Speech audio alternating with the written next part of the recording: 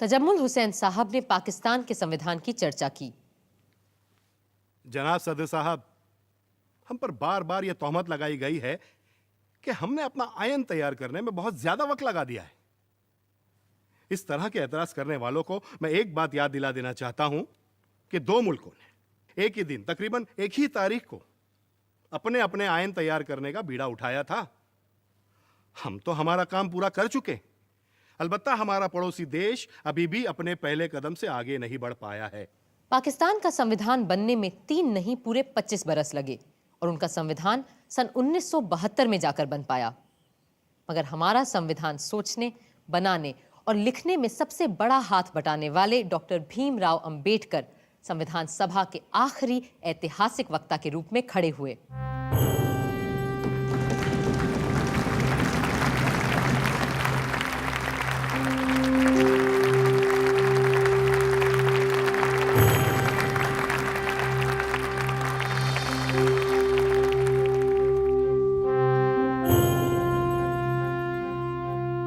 Sir,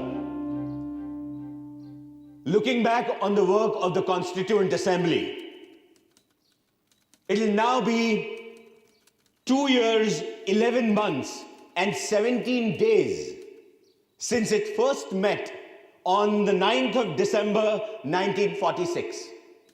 During this period, the Constituent Assembly has altogether held 11 sessions. These 11 sessions of the Constituent Assembly have consumed 165 days. Out of these, the Assembly spent 114 days for the consideration of the draft Constitution.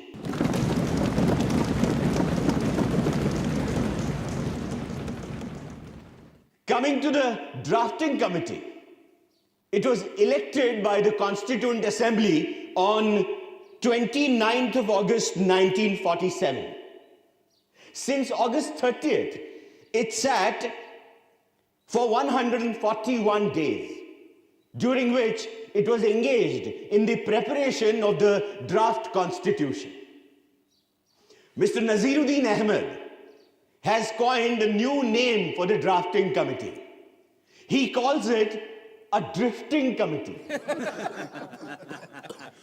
Mr. Naziruddin must no doubt be pleased with his hit, but he evidently does not know that there is a difference between drift without mastery and drift with mastery. If the drafting committee was drifting, it was never without mastery over the situation. It was not merely angling with the off chance of catching a fish. It was searching in known waters to find the fish it was after.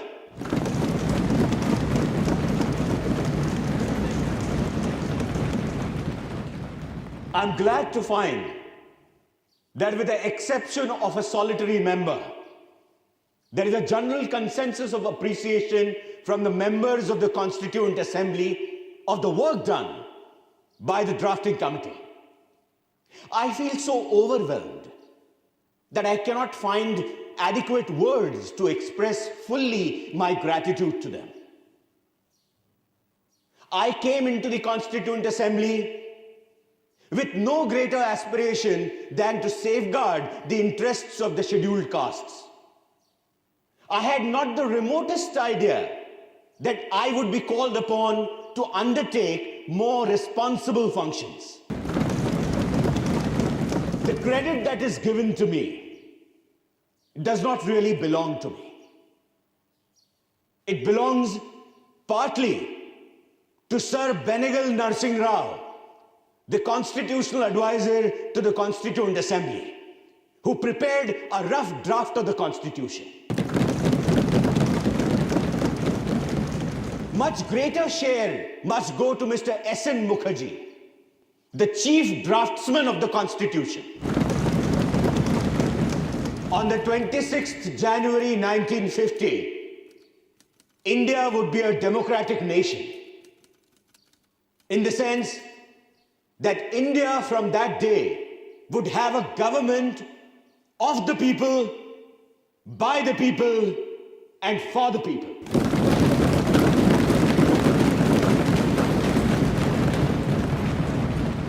A thought comes to my mind.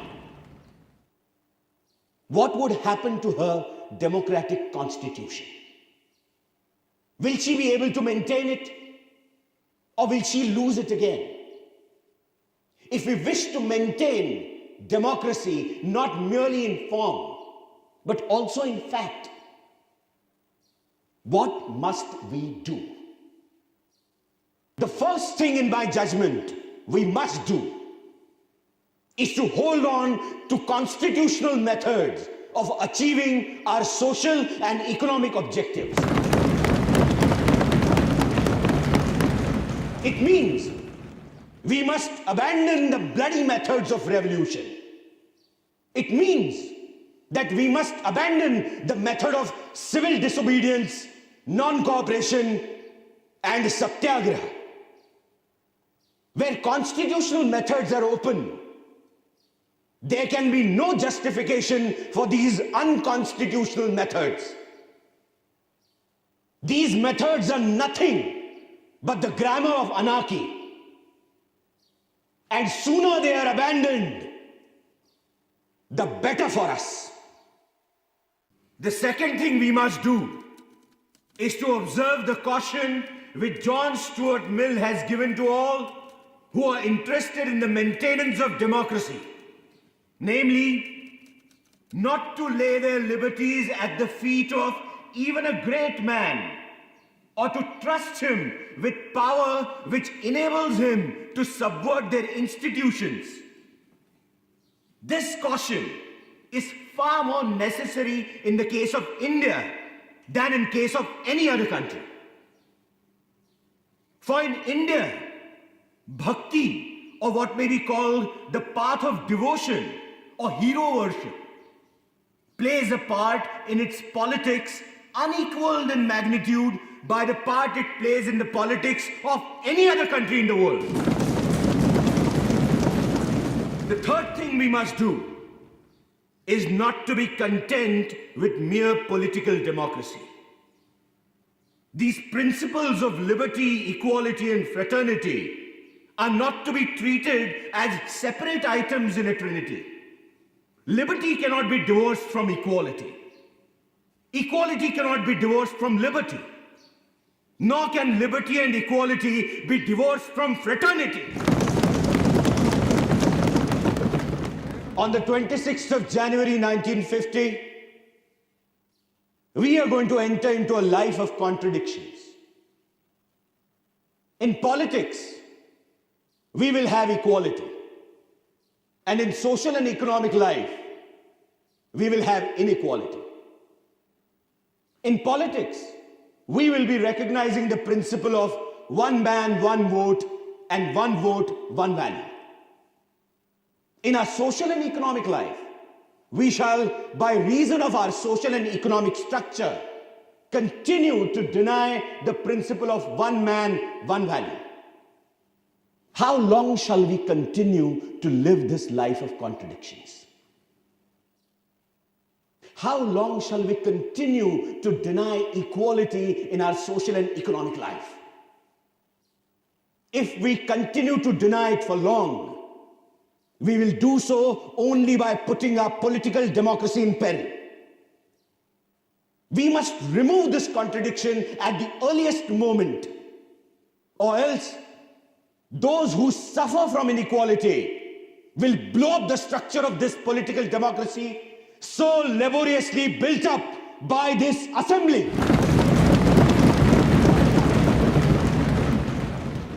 Doctor Ambedkar के बोले गए शब्द आज भी जैसे इस सदन में गूंजते रहते हैं। अब सिर्फ एक काम बचा था, संविधान का अनुमोदन और उस पर सारे सदस्यों के हस्ताक्षर। It now remains to put the motion moved by Dr. Ambedkar to the vote of the House. The question is that the constitutions settled by this assembly be passed.